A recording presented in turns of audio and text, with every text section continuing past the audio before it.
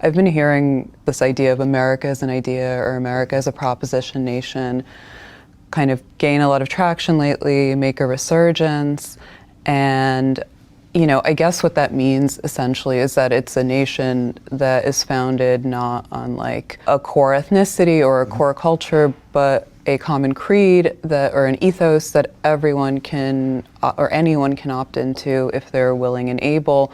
And that, sounds like a nice idea to me. It's in theory, it's very flattering for most of us, if not all of us at the table. My answer to that is I don't know if the America is an idea camp is necessarily right, but if they are, America is an idea that's founded on a very specific set or system of values, norms, customs that is basically white, Anglo-Saxon, Protestant in nature. And I'm talking about things like individualism, freedom, tolerance, like all merit. Fair play is a big one that's big for me that gets lost a lot.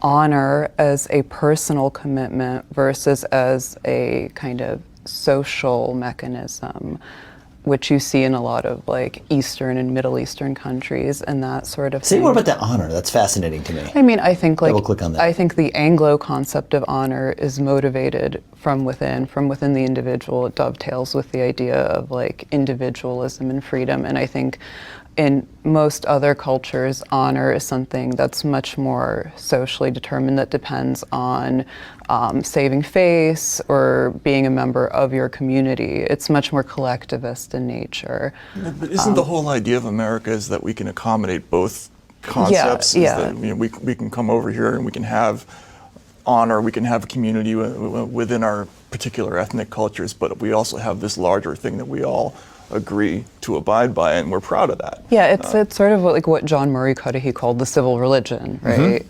That he talks about in the Ordeal America of as the Civility. civil religion. Yeah. Yep. I think it should go without saying that most of the immigrants who come to this country do so because they are trying to take advantage of, they want to enjoy these values, norms, and customs, whether or not they end up adhering to them. Fruits. Yes.